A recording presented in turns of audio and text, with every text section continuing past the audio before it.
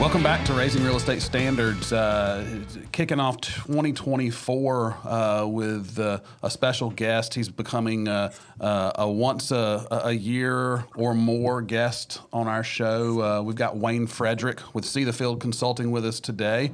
Wayne is a big part of our business and a big part of our agents' business on a every other week basis with his Wednesdays with Wayne training session. Excited to have him here with us as we kick off 2024. Welcome, Wayne. Thanks for having me. Appreciate it, guys. I was looking at some stats and some articles that came out, and I'm not sure when it came out. I saw it yesterday. But in 2023, it's a kind of a depressing thing, but 49% of licensed realtors sold one house or no houses. Let that sink in. Almost half of the people that are realtors sold one house or no houses last year. Let's be honest. We've talked about this in the past. This is just the data that shows what we've been talking about. No doubt. And I want to take a next step. I mean, it's if you didn't cry, you have to laugh. I mean, it's one of those situations. But 70% of the agents sold 5 or less homes last year. Folks, you can't barely feed yourself 1/4 of the year with those types of numbers, much less call yourself in business. So I don't want to be depressing, but I want to kind of hone in on those things because today Wayne comes to us with some powerful things that you can do and take and inject in your business to avoid being one of those people next year or this year. So Wayne, talk to us about it's the 7 things, 7 action items, 7 whatever you want to call it, that agents need to be doing right now in order to not be one of those 70%ers. Yeah, and just going back and talking about the stats for a second, the number that I've heard this week, where we're probably going to end up nationally on the number of closed transactions for last year, is about 3.6 million. Wow. I really believe if you're working in the real estate business, you ought to be able to do a deal a month. I mean, you got 30 days to figure something out every month, right? Yep. That would tell us we only need 300,000 real estate agents in the U.S. and we have 1.5 million. So that plays into those other numbers, right? So that always leads to the question, well, why is that? And we can talk about the structure of the industry and things like that. But I think that the biggest challenge people have right now is there has been a big shift in consumer behavior. And I've talked about this endlessly with people. We just don't purchase things the way we used to. We don't go to the mall the way we used to. We go online, we go to Amazon and all those things. And it's playing into the real estate agent's business. The old model was I would use my realtor again. That's still in play. If I don't want to use my realtor again, I'll ask a friend if they have somebody that's good. That is still in play. The third way that the consumer would find a real estate agent was they would look at print ads back in the day, and they would look to find out who the players were, the guys with all the listings. And I'm like, well, they must be good. I'll go use them. What's a print ad? That is now gone. And that third leg of the stool is now the portals. Yep. This is the real big shift in the industry. So having said that, the number one thing I think every agent should do. We're going to start at the top. We're starting at the top. I'm almost just enter. So you're jumping right in at number one. Not work your way up. You're going to go. This is what you need to do. We're feeding to you up front. I can go the other way, but it's not going to make any sense. Absolutely. We want to keep people hooked for the entire podcast, but no. Let's start with number one. Yeah. Well, actually, we're going to call this number one, but it's not the number one thing. Okay. But number one is Google Business Page. It is, with the work I do across the country, it is very obvious that absent a relationship with a realtor, a potential seller is going to Google now. Okay. So there's some steps to this. Number one, you have to get a Google business page. If you don't know how to get a Google business page, literally Google business page. And it'll take you to a setup page and you start the process. Okay. They've made it really easy. But that's not enough, just having a Google business page. The second thing is you have to become Google verified. That is a process. That's how you get the infamous green check mark that Google has checked you out and you're good. Once you do that, then you can play the local service ad game, and that's where the revenue is. This is basically Google saying, you want your phone to ring? We will make your phone ring. But we have to make sure that you're really who you say you are and that you do a good job. So once you have the green check mark, you can explore Google local service ads. Yes, you are going to be paying for leads, but the spend in relation to the other ways that people are spending money is much, much less. And it's all, I shouldn't say all, the vast, vast majority of these are listing leads.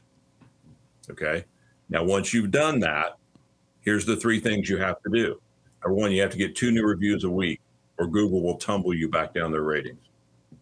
Number 2, you have to answer the phone every time it rings or Google will tumble you.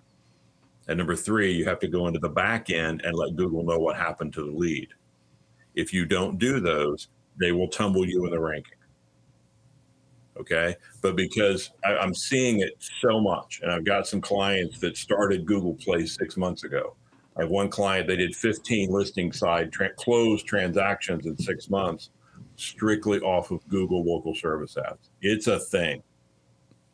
So number one, if you want to go to the listing side, and the interesting part of this is you don't have to be a big player to look like a big player on Google. As long as you get Google verified and you do those things, that's where the reviews kick in. So that would be our first thing to do. Number two. So before you go, I want to kind of key on something because people that have listened or watched our videos, or knows us personally, we're not big on paying for leads via some of these portals. It's just who we are. Like it or not, it's just it's where we are as individuals here. However, I don't think that this and the play that you're talking about equates to that. To me, these are just advertising dollars and getting better at advertising and advertising where your eyeballs are. This isn't going to someone that has done all those things and buying names from them. No, this is you putting yourself out there in a marketplace and advertising to potential consumers. I mean, it's the print ad, as you said before, of today's time. That's what I was getting ready to say, that the print dollars that we used to spend, and if you talk to people that have been around this business for a long time, we used to spend a lot of money in print. Absolutely. And what's happened is agents in the last 5 to 7 years have totally pulled back from spending any money. And now is the time to go back and reinvest in the business. And I believe that the Google local service ads are the place to spend that money. Now, what we want to do is we want to use that as a way to acquire people that are new, and then we don't ever want them going back to Google again. Right. Okay. And that gets into some of the other things that we need to be doing. So that was number one, the Google local service ad. Number 2, upgrading all of your materials. Good enough is no longer good enough in our business. Being better than the other guy is no longer good enough. There is now a standard that people expect. So I think that you need to upgrade your pre-listing packets, your buyer packets. I think people need to take a serious look at using video cards as a way to differentiate yourself at first contact. Whether it's a referral or whether it's through some type of a portal. Materials are massive. They give you confidence. They let you get into better conversations quicker. They have uses all across the spectrum of everything that you do. And what I can tell you emphatically is very few agents have the materials that I believe they need to continue to scale the business as we move forward. So listing presentation or pre-listing packets, buyer packets, and video cards. And those are super Really big deal. and they're Okay. and they're very important in today's market because of some of the things that are coming down as an industry level from lawsuits and changes in the industry where you're needing to get in front of people before you actually get in the act of looking at homes. And so if you're going to get in front of someone before they even look at a home, you're going to have to show value in a much more effective way than was necessary in the past because of the fact that you have to get yourself sold before you even get into looking at the product that you're helping them buy. Absolutely. And if not, then the next thing is that you're going to see the commission rate start to tumble. 100%. That's just a reality of where we are. Number 3, open houses. I think it's really, really a good strategy right now to get into open houses. But what I would tell agents to do is, if you're going to you have an open house on a Sunday, let's stop holding houses open for 2 or 3 hours. Let's hold 2 houses open. Every time you're going to dedicate an afternoon to open houses, let's do 2 instead of 1. Let's hold a house open from 1 to 2:30. And let's hold a second house open from 3 to 4:30. Okay. It's going to give us twice as many chances. And if you really analyze open houses, who are the best people that ever come through an open house? The very first people. Yep. The people that were, they're right at 1 o'clock or 2 o'clock or whenever you start. And that's just why it drives me crazy that a lot of agents don't show up for the open house until 3 minutes before it's supposed to start. You're flipping on lights and trying to get ready, and the best people you'll ever see all day long are in there, and you're not prepared for them. You're totally prepared for the person that walks in 5 minutes before it's over, but they're the worst person you'll see all day. So I would suggest everybody go to 2 open houses a day, or 2 open houses every time you're going to do them. Secondly, try to figure out who you think the buyer for that house is, right? Perhaps you're the one or two price brackets below, or 3-bedroom houses in the area when you might have 4 or 5. Send out a mailer and invite those people to the open house. And then the last thing is have great materials. So if you haven't done number 2, which was upgrading your materials, you're not going to be able to maximize play number 3. All right. So number 4.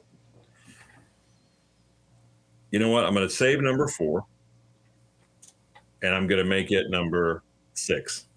Okay. So I'm going to go on to number 5 now. All right. Okay. Number 5 is, I would suggest everybody start a monthly mastermind group. Because look, this thing is changing. Well, I'm not going to go down the road of the lawsuit, but because of the lawsuits, there are different things being said now. And these are the times when people need to teamify and get together and be sharing ideas of what they're seeing in the field, and also what their response was, so that we can kind of navigate that. All right. So I would say at least once a month, you need to be having a mastermind group with people that you respect their opinion, and they're out there in the marketplace getting it done.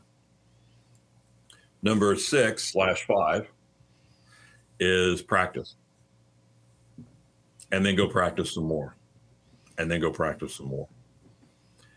Because of the importance of dialogue today, more important than it's ever been, literally more important than it's ever been.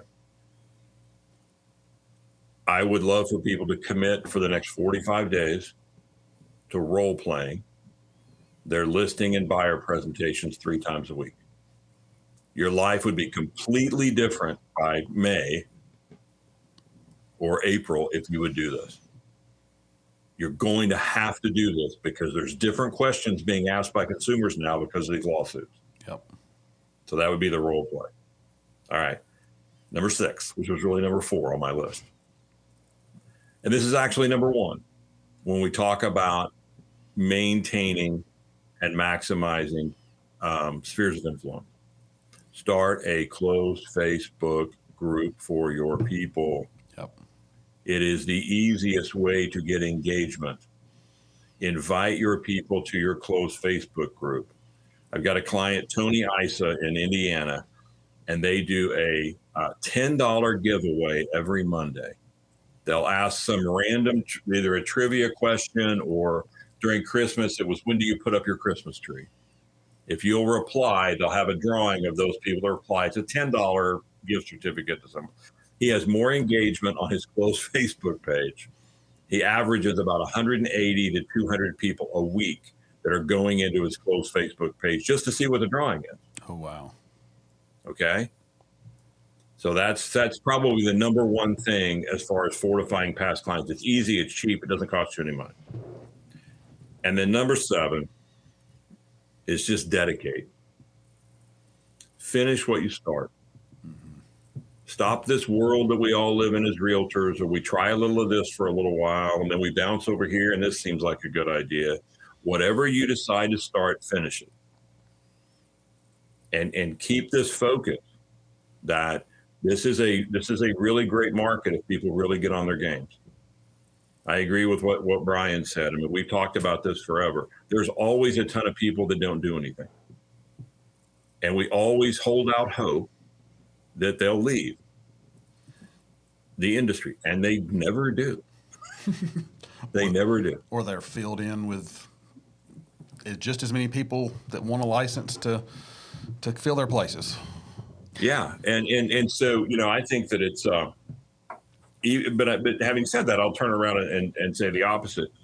New people getting into the industry right now who don't have the old habits, who are not used to working by referral without really having any protocols in place, they have a distinct advantage over, in some cases, the seasoned veteran. We have to do things differently than we've done them before in our industry. It's very exciting. I want to go back and touch base on the closed Facebook group, Wayne, because we coach agents here in our office, and we've had people from time to time come in, and over the last 3-4 years, or 2-3 years, I guess now, after COVID, basically, there are people that are still, for lack of a better term, scared to see other people, just don't like going out.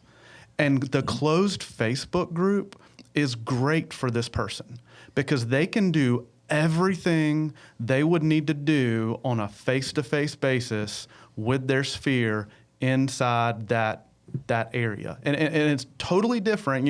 Most people hear Facebook, let's go advertise on Facebook to everybody or whatnot. This is totally different. This is just using Facebook as a tool to be able to reach these people. But that people need to hear that. They do, and it takes a while for it to sink in. I mean, the guy that really was one of the first to do it's a guy named Ryan Lerman in Oklahoma. And when I was down there, he made the comment. He said, "I heard you talk about it for 2 years before I did it, but it was an absolute game changer." And the guy is about 95% by referral. He closed 67 transactions last year. But think about it. Buffini's always talked about doing pop buys. Mm-hmm. Well, if you had enough drawings going on in your closed Facebook group, it's the same thing as pop buys. 100%. Yep. Yeah. And So here's I think closed Facebook groups are huge. Here's my big thing on it, and I think you hit the nail on it. Agents, people, but in this respect, real estate agents overthink everything. They get in their own way, and you and I talked about another individual that we're going to hopefully have on our podcast at some point about execution. And executing on something does not mean perfection. It is absolutely as far from perfection as you can possibly be. It is just getting it done, executing on a plan, putting something together, and not overthinking it. And the simple fact of building a Facebook page or a private Facebook group, holding some drawings, putting a little bit of content in there, might take you an hour a month if you really work at it to get the information out there that is going to benefit you phenomenally. But agents in today's time think, oh my gosh, I'm going to have to be spending hours and hours no, stop. Get out of your own way. Just do it. Put it out there. No, and that's why Tony's play of just he does a little logo of the restaurant and asks a crazy question. And if you reply to it, you'll be in the drawing. Yeah. And then they announce who won the drawing. And then, you drop in there on a weekly basis, either, like this time of year, it's like, when do you take down your Christmas lights? Do you put your Christmas lights up yourself, or do you hire somebody? By the way, who do you use for Christmas lights? Right. Right. I've got, so get in there and tell us who you guys are using. We're trying to use the Facebook group ultimately to where you can be like the hub of the wheel for all things real estate as it relates to your people. Yeah. And it's free. It doesn't cost you anything to do it other than the drawings you might have if you choose to go down that route. And as we can attest, but connectivity with your people is more important than it's ever been. And as we can attest in this world, no matter what you do, what you start with is not what you finish with. What you start with is what you start with. That's it. There's nothing more, nothing less. Exactly right. And everything builds upon itself, and it gets better with a little bit of time. And you can't expect to put the Mona Lisa out and have never picked up a paintbrush. It's the whole concept. And you don't even know what it'll look like until you take the first action step. Right. It's the whole concept of Rome wasn't built in a day, but most people don't understand that. I heard it said this way one time that really stuck with me. Go back and look at Super Bowl I. Does not look anything like what the Super Bowl looks like today. That's right. No. Well, Wayne, these are things that you've mentioned today that are not so big and audacious that every single person with a real estate license can do. I can't think of a single person that can't pick up all 7 of these items and execute on them in the next 90 days. First quarter 2024. And the one no one wants to do is role play. Mm-hmm. But I will tell you that between Christmas and New Year's, I had a phone call from an $11 million producer, and I had a phone call from a $30 million producer. And they needed to role play with me how to handle a situation they found themselves in. And I think that even in those cases, at that level of production, if they would have been dedicated to role playing, they wouldn't have had to been under the gun. I had somebody that's like, I got a meeting and I need to know how to handle this. And it was all about the lawsuit and the commission. They were both about lawsuits and commissions. Kudos. As far as people not wanting to pay or not wanting to sign buyer agency agreement. Kudos to them, because that sounds like a professional decision to say, hey, 100%. I don't know how to handle this. Let's talk through this and let me practice, so I'm not practicing on my clients. I've practiced a long time before I got there. And we did. We role played. We laid out strategies. Be sure and ask this question. These words will serve you well. And in both cases, they crushed it. Yep. And it all went away. Part of it was because they were able to slow down the conversation, and we gave them some strategies for that. And I've always said that if you're unwilling to do that type of work, you're role playing with the public. You're trying to figure out on the fly what to say, and you're afraid of saying the wrong thing. So you don't really say anything of substance, which is the wrong thing. And more importantly, you're thinking about what you're going to say next while you're sitting there having a conversation, when you should be listening to what they're saying. And that's the biggest fault of agents I see on a daily basis. Nobody likes scripts, dialogues, and everybody rolls their eyes. But the reality is, when you have internalized dialogue and you don't have to think about your side of the conversation, you become a great listener. Yep. 100%. But you only get there with practice. Yep. No doubt. Well, Wayne, 2024 is going to be a good year.